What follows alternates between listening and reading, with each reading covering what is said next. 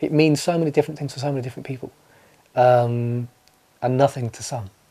And all of that is part of its diversity. Do I think there is South Asian theatre? Yes, I think during the 80s and 90s, I think that term was used to describe work being created by men and women who had a historical relationship to South Asia. But I'm not sure if that's the same. I think there's a distinction for me that's very clear that, yes, we have a history and ancestry that informs our practice, but is the theatrical work we are creating, does that have a relationship artistically to the traditions and practices of South Asian theatre making? Do you know what I mean? What is that through, artistically, what is that through line? And I sit here and talk for myself, and I'm very honest about the feeling that I grew up very early on during my master's and my undergrad, exclusively being informed by a Western European tradition of theatre making. I think one thing to take in mind is that without a past, we don't have a future. So if you ignore the past, you can't go anywhere. A lot of mistakes are made when you ignore what's already been created, already been experiences that already been had. And I think it's about looking what's been in order to be where you are now and where you want to go. And that's so vitally important, and we miss that sometimes. We just get into a position where we are, I have all this to offer the world, and I'm going to do it. I'm going to go forward and do that. That's good. But also you have all that history behind you that got you to that place. And that's that sharing you do with new people that are coming in. And it's just about sharing. It's not saying I know more than you. I know something that I can pass over to you, and you have something fresh, which I don't have. I want that. So it's a two-way exchange, that we have a meeting ground. And that's when creativity happens.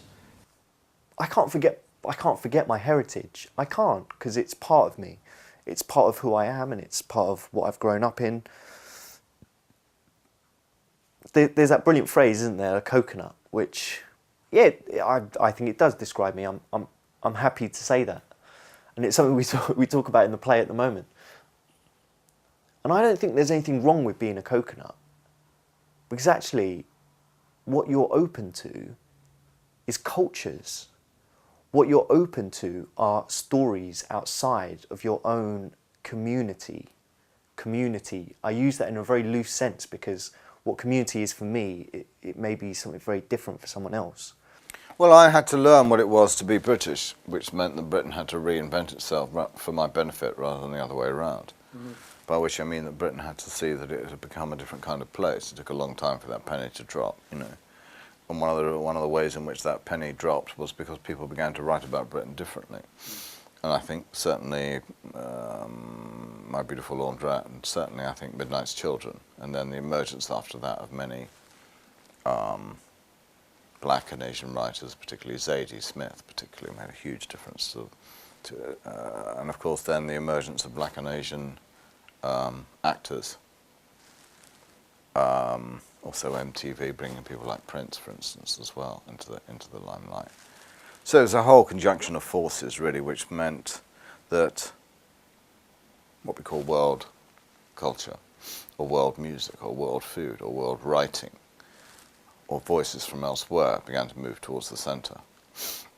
Well, I've always still maintained that I don't have a sort of emotional connection, some sort of sentimental emotional connection to this word South Asian. I think I recognise it very much in its political context. It's a necessary term to be able to relate with other people, to relate historically. And that changes because we've gone through Indian to South Asian, Indian subcontinent, British, South Asian, British Asian, whatever. Black, I mean, you know, one of the strongest terms for us at a certain time was the word black, political black. And what that meant was being quite involved in activism. And as well as recognising the society you live in, what's gone on before, the historical context of it, and trying to relate to people who'd had a similar sense of generations that had come under colonial and imperial rule. Well, I mean, I grew, as I said, I was earlier saying, I grew up, listening to punk music. I listened to rock music. I didn't know anything about Asianness about me.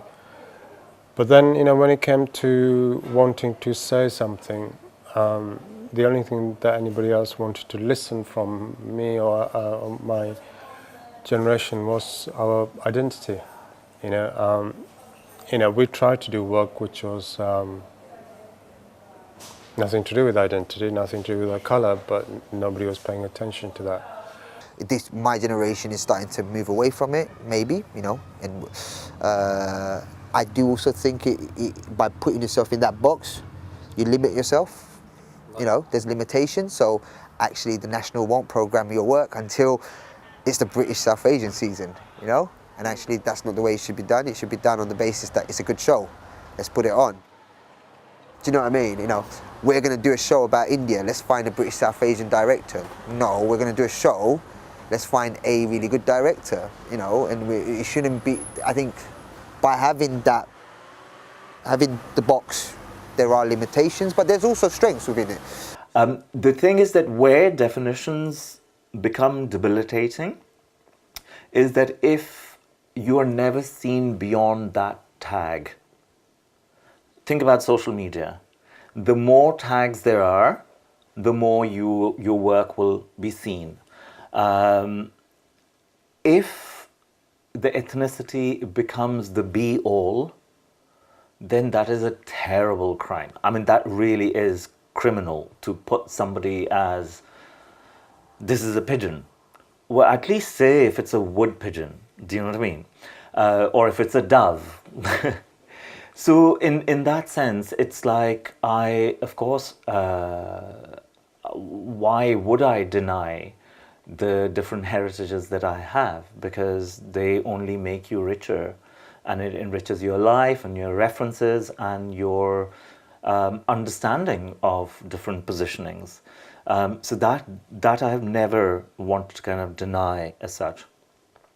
But when it comes to the question of authenticity, there I have a big question mark that what the hell authentic means.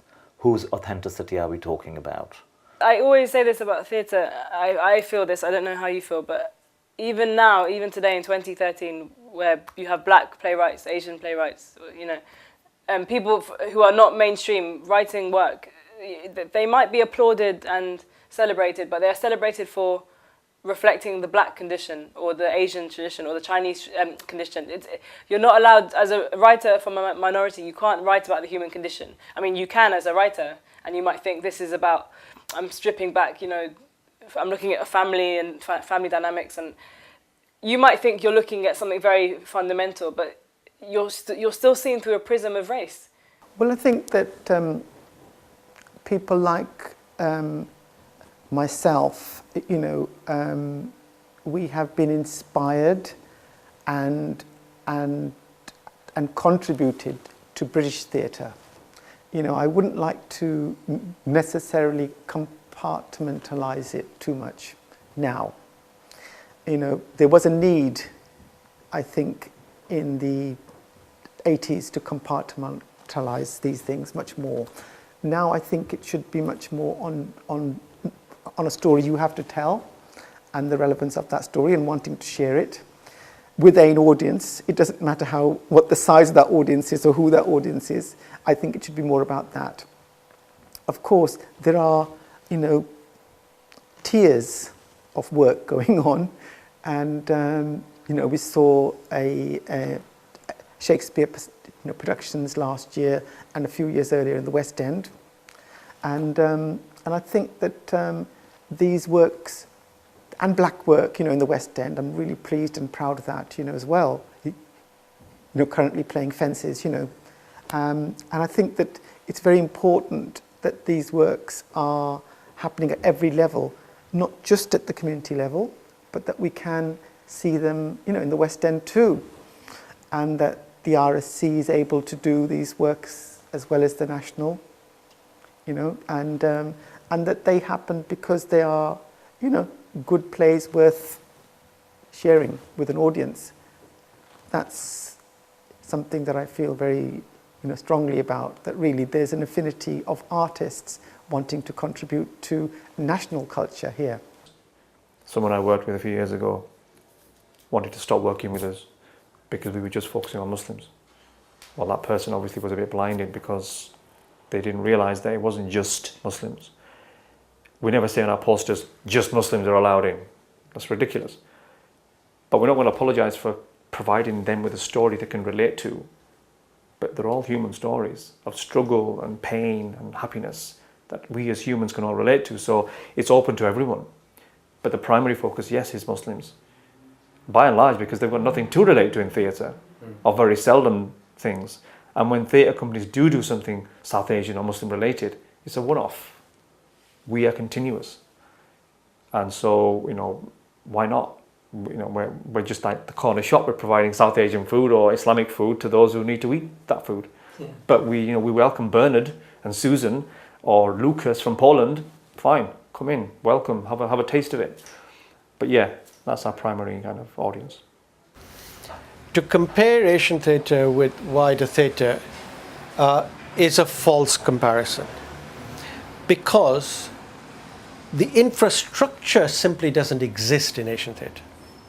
To give you one point alone, how many theatre houses are there which are dedicated Asian theatre houses? None. Our studio is probably the only one. One is not enough. So what does a house give you? A house gives you, a theatre building gives you a tangible home for a particular philosophy or a particular approach to theatre, for a particular set of stories. Critically, it gives you a tangible home for a particular set of career opportunities and career progression in a particular aesthetic. For your audiences, it gives you a place to come to where a whole variety of experiences of a variety of communities can be reflected. Now, what we have instead of that is not many companies, probably 10 consistent throughout the country, dealing with a population which, at its conservative, is at least 3 million. You can't expect them to reflect all the diversity of a community's interests. It was the best way to actually show the multiplicity of identities that one had to negotiate on a daily basis. I don't even think I have one identity. That's why I think that for me, being here gives me a certain amount of freedom. But then the freedom is then taken away when people give you money, because people give you money to put you in a box. The box is this British Asian box. So you're kind of sort of in the ballpark.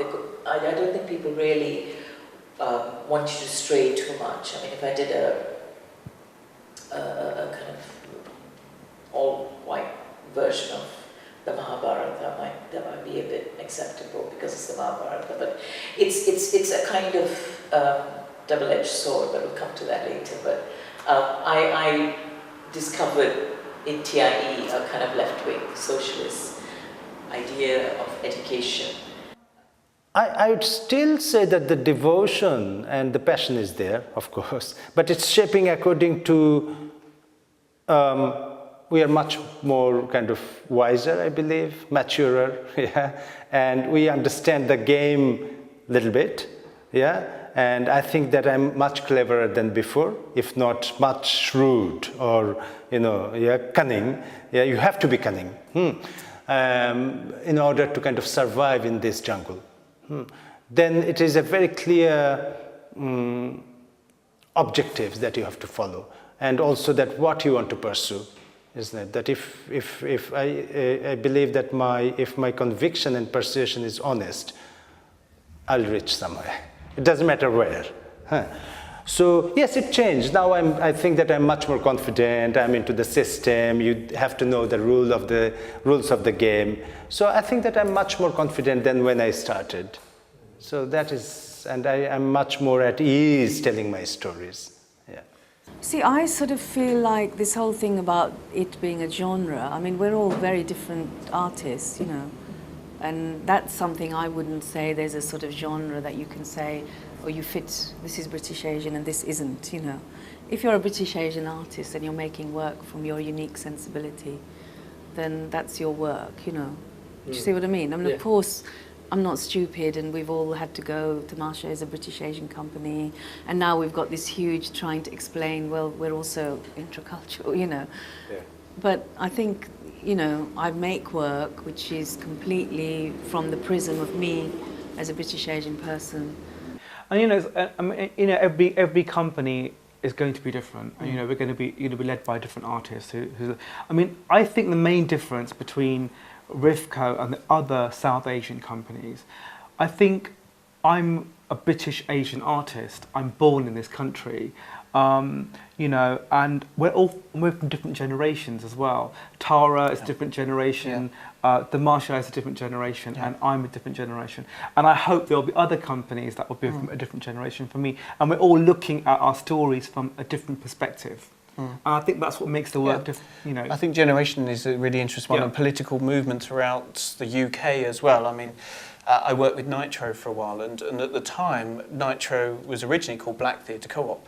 It was really important that company was called Black Theatre Co-op at the time it was founded. That was really important. And now it evolved into Nitro. It's the same with kind of coming into sort of Jatinder when you first set up Tara. There was a very particular time, and it was a very particular moment. So Tara took a very particular stance. Tamasha was next, and we have Carly and, you know, Peshkar and Rivco. It's a different sort of era when things were set up, and it reflects political change that's going on in the UK, society changing, you know, everything kind of moving forward. And of course, each company can grow and reflect, but its founding roots when it was originally discovered is important still. I think everyone's interpretation of Asian or British Asian is different. I guess there must be a common thread. Maybe it's geographical. I don't know. I have to say that I think that to actually pin it down to one thing would be to do it a disservice, because I think it's so wide. And the arts are so much a part of your imagination, your mind, that I think pinning it down would, I don't think it would be the right thing to do. But in terms of the way I find expression for my work, is literally, I have learned, like I said, to do this for a multicultural audience, because we today, I think every individual is a multicultural person today. Everyone's identity is multicultural. And when you tell a story, it has to make sense to everybody. They have to get ownership for it at some level. I think you always have both eyes looking at different things.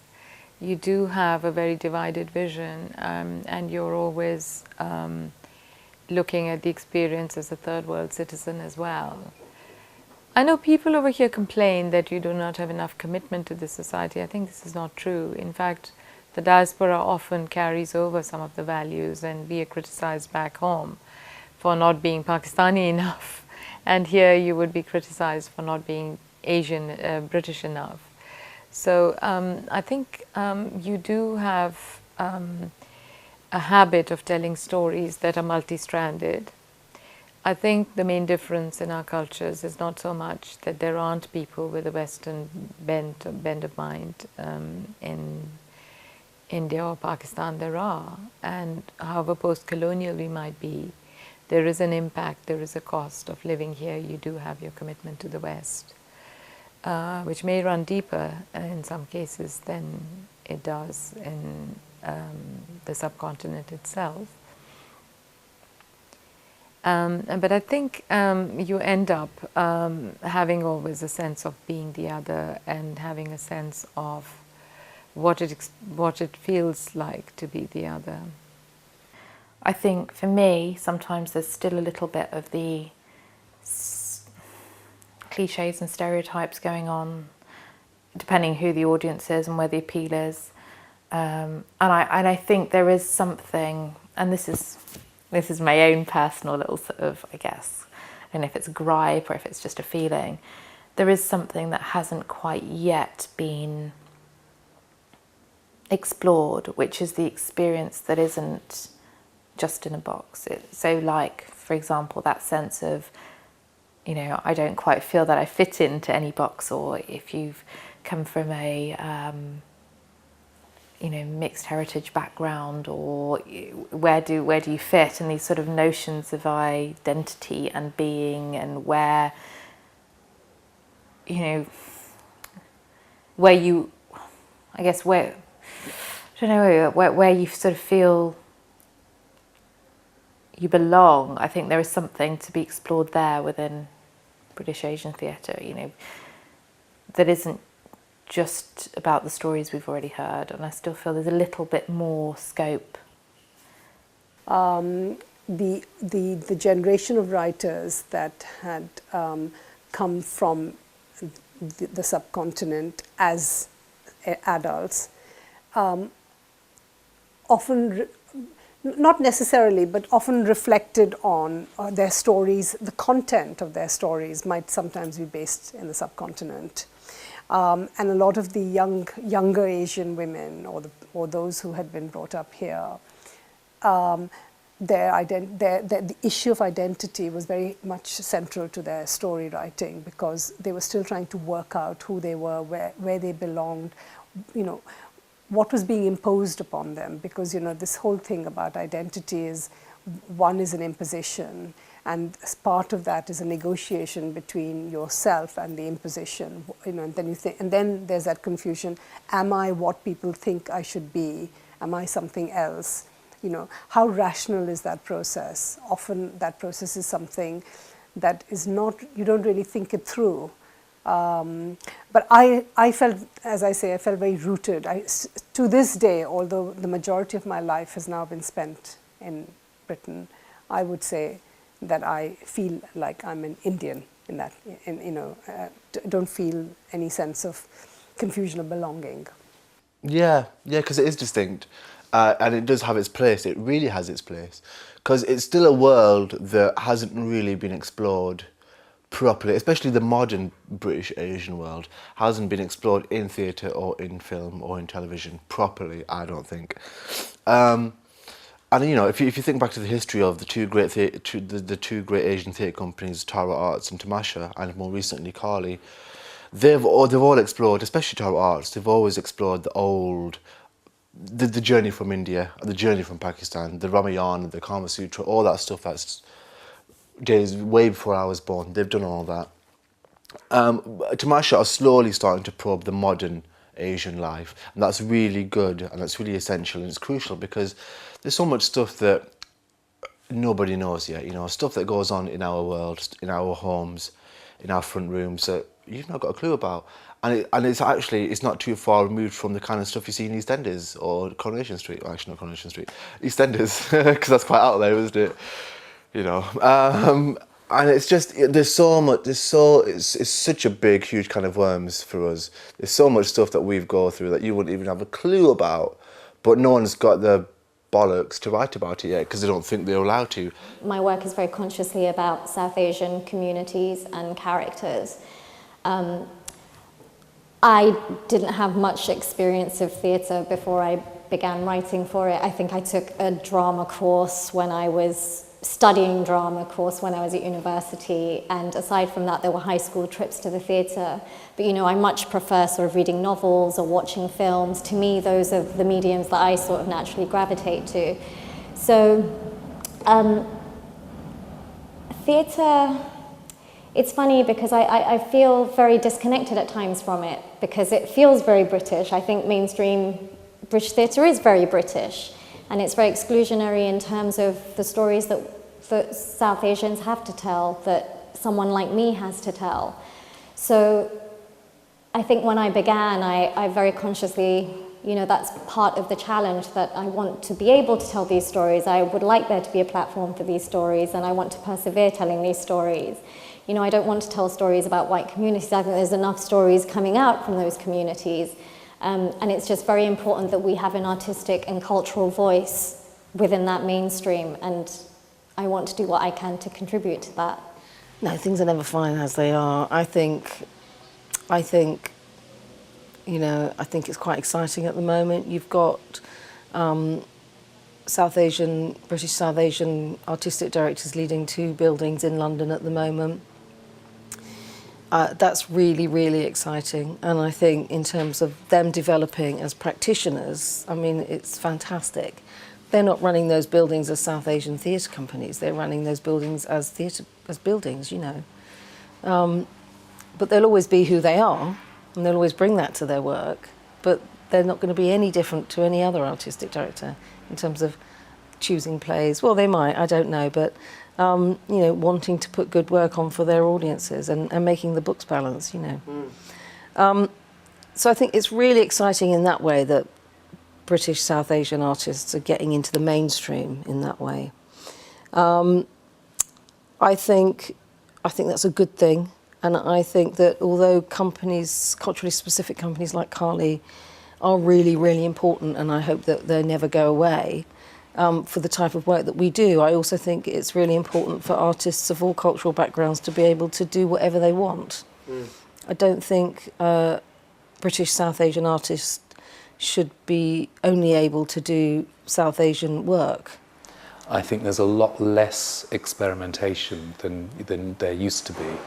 I think there was real opportunity with younger artists and crazy artists, and a lot more kind of performance stuff that you don't see anymore. And I really think that's a shame. I mean, there's a great organisation called LADA, which is the development agency for live art, with the whole team there, and they do a brilliant job in terms of nurturing that. But less of it surfaces into the mainstream venues. I think venues control a lot more about what products they're making. So last year I did a show with Sadler's Wells, which was a Bollywood musical, but it was very kind of producer-led. So it's very different from the piece in '91 that we made, because the whole atmosphere was different, because it was about, you know, ticking their box. It wasn't driven from the artist. So it's an interesting, you know, it's an interesting phenomenon, I think, in terms of what's happening theatrically. You know, and I think that there is a lot of commercial stuff that's going on that's really quite innovative, and less stuff going on actually in the subsidised sector. I mean, certainly in the Asian sector, I think it's kind of moribund, if not entirely dead, actually, because I can't see anything intelligent really going on. So that's awful, but I don't feel it in the way that I could feel it before. And one of the real dangers that I think faces minority artists is not being candid about quality, not being candid about where people are in their development cycle. And because you get this latent thing then, which is insidious and really unhealthy and unhelpful, which is where these sort of gatekeepers kind of mutter to themselves in darkened rooms, they can't really do it. And you kind of go, whoa. And I've been in rooms where that's happened, and it's like, well, no, actually, that's not appropriate. The point is, they've not had as much exposure and training and development, and getting that right, that idea of how we're taking people through a coherent journey of development, is certainly something that's at the root of the festival that I'm trying to set up here. And a lot of the programmes and projects that I've put in place here are kind of around that, trying to grapple with that. Hopefully with some successes. I don't know. I'll find out. Well, it was a forbidden relationship. I mean, I think there's a line in Bend It Like Beckham that says, if you marry a Muslim, you get killed. If you're a Sikh girl who marries a Muslim, you get killed. Yeah, the situation was very much the same for my parents, you know, but they didn't let that affect how we were brought up. And we had two religions essentially living in our household without issues. And you know, a lot of people say, well, you have to make a choice. Well, my choice really is that I love the world that I live in and everything that comes in the world. So I much rather be one of those people and then try to bring that joy that I get into my work so that other people can also be influenced by it and learn that it's a beautiful place that we live in, and it's about the human connections we make that makes a good visceral performance and makes us realize how thankful we are to be alive. I think it was incredibly important. I still think it is important. I think it's more complex now. But certainly when it began, I think it grew out of a sense of making work. It grew out of artists who weren't being given the opportunities to tell certain stories and to be in to have certain artistic experiences, and so they created that work for themselves, and it came out of their own specific mix of influences. So that was incredibly important because it gave those artists a home from which to work. I think subsequently, I think things have got a bit more complex. We can maybe talk about that a bit later on, about the validity of a South Asian theatre company now and maybe what sort of work they need to be doing. But I think it was incredibly important. And people like Jatinder Verma and Sudha and Christine at Tamasha were pioneers. And at the time I'd been to St George's Hospital, and the nurses there were wanting to get rid of those paper hats that they used to wear. So I said to them, look, this would be a really interesting story because it's happening right now. Nurses are trying to get rid of these. And you know, there were Asian nurses at St George's then. And I thought this would be such an interesting, different storyline. And so I used to have little battles like that with them. And one day, one of the directors, he said to me, if you carry on like this, you know, you won't be working for the BBC. And I just thought, my God. And sometimes, you know, it's a difficult situation. When you haven't got a lot of power, what do? You know. So I just found it very frustrating. I loved the people who I worked with, but it wasn't the kind of work. You know, I'd come from Thara, where we were doing like proper work, and here they are going on, you know, odd lines here and there, and I was just like, yeah, whatever. No one ever thought of me as just that. Oh, you know, you do the training and you play whoever they want you to play. I played like a Welsh woman in my final year, but then having come out, it is a little bit different. And I'm not sure whether it's my name or because I have Khan in my name that people immediately associate it with that, or whether it's just that if that's a part of you, people don't seem to be able to get away from that. So my experience so far has actually been more focused towards an ethnic actor than I ever thought I was. Because actually what's tough for me, and I guess my generation of mixed race people, is that that isn't my experience. I didn't grow up how you grew up, in a house of 21 people, with the cooking and with the... Of course, we've grown up with the cooking, but a huge part of my life is not that. I went to a school in Wimbledon. I've grown up in Wimbledon all my life. So my experience is much closer to an English experience than it is to an Indian one. So if they are and I don't think that actually the work necessarily has moved on a huge amount, that they are now representing me. They're not really, I don't think, on the TV or so for me to then, if I'm expected to be that person, I don't have the reference points. And I don't think many young Asian actors would have still those reference points because we haven't been brought up with it. If you're talking about progress, so progress has been made on certain levels. A, you could say the artistic community has grown. B, you could say it's created talent, which has then had its own evolution to do work in other institutions and so on. and C, it has created an audience that is interested in that work, and that is also other people are responding to it in the sense of the wider academic world or the diaspora. I mean, I think where we need to go now is to find some way of having a little power in terms of being able to make the creative decisions at the top level within institutions, perhaps. I mean, people who are already around, the artists who are, you know, maybe it's not something for them as their own creative drive, because you have to be motivated by what you want to do, and you have your own journey alongside a kind of wider political journey.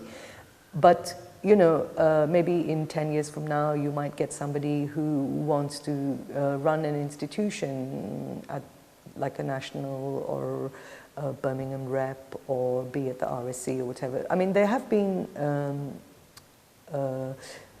people who have been involved in that still, but I'm just saying, you know, like, if you're talking about where's the progress, I do see the progress.